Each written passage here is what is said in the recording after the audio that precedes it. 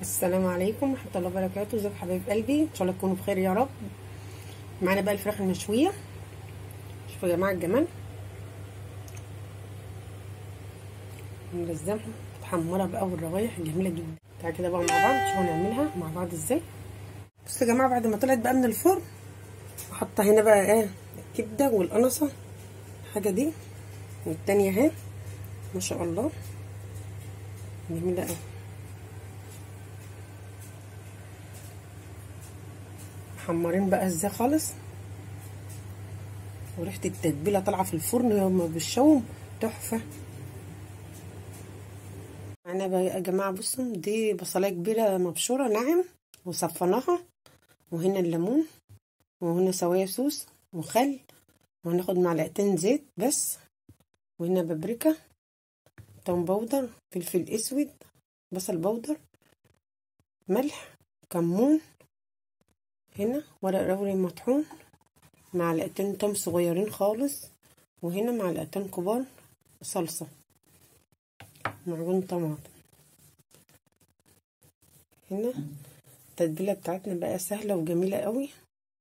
ما عندكش صويا صوص ماشي كده شغال، هتبقى طعمها تطلع تحفه برضو، مش شرط يعني صويا صوص، بيبقى الفص مع الفراخ طعم جدا. بصوا يا جماعه، انا بعملها كده من بالليل. ناخد هنا الثوم، معجون الطماطم، هناخد كده هنا بقى معلقه زيت كده صغيره خالص، هنقلبهم بقى.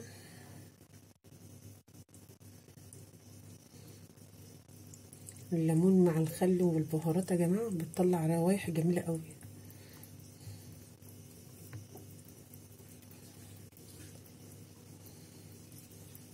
نقلبها بقى كده.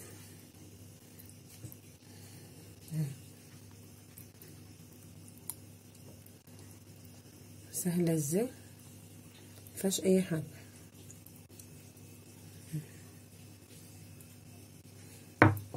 نجيب بقى الفراخ، هناخد بقى هنا الخل، وهنا صويا صوص، وهنا بقى عصير الليمون اهو،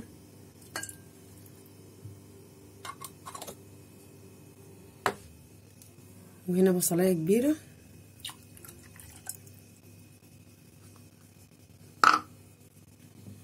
وهنا البهارات بابريكا، توم باودر، بصل باودر، فلفل اسود، كمون، ملح، ورق لوري.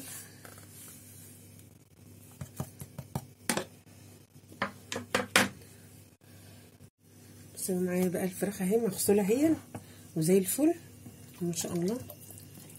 شوفوا اهي، نفتحها بس بقى من هنا كده من الجلد وبعضه كده اهي، عشان التتبيله بقى تخش من جواها كده، وغسلها ونقعها ملح وجنزبيل. ما بحطش خل. الفراخ لما تحط خل وتيجي تبات عندك تبقى ريحتها مش حلوه، انما كده الجنزبيل يعني هي معلقه شاي صغيره خالص في الميه.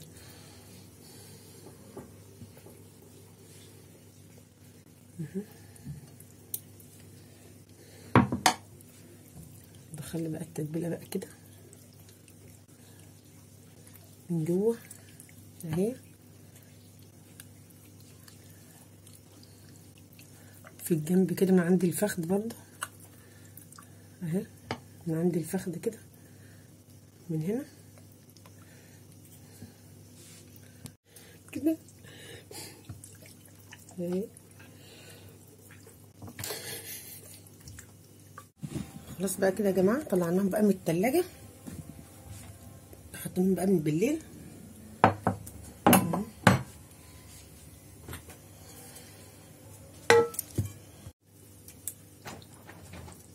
تليفون فاصل يا جماعه، هنسيبها بقى كده ونغطيها، نعملها كده بقى من بالليل يعتبر.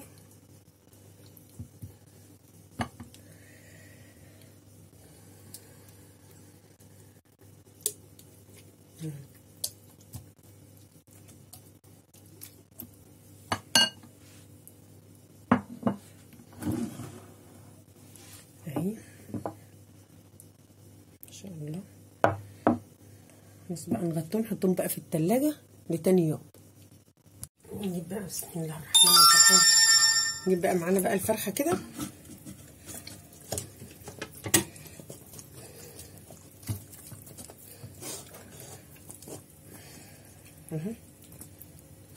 بصوا بعدها بقى كده الطريقة دي. بصوا كده يا جماعة سهلة جدا. أغلبية الفراخ والله اللي بطبخها ما بعملهاش إلا كده. وهنا بقى الكبدة والقنصة والحاجة دي تحطها بقى في الصوص بتاعها بقى كده. ده بقت ايه الصوص اللي احنا عاملاه، ريحته جميلة أوي تحفة. نقوم بقى سرجة الفرن على درجة حرارة عالية،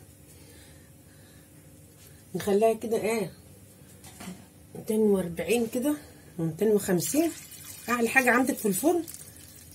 زودها بقى مية سخنة من هنا كده بقى من تحت، وهنحط هنا معلقة خل علشان الصينية تفل ما تجيرش بقى معانا وهي في الفرن. خلاص بقى هي جاهزة كده اهو. الاتنين عملناهم، عاوزة لكم بس الاتنين عملناهم اهو.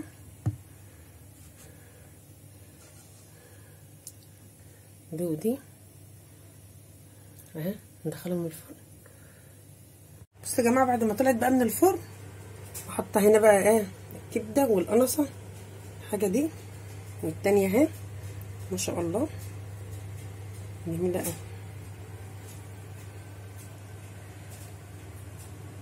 محمرين بقى ازاي خالص،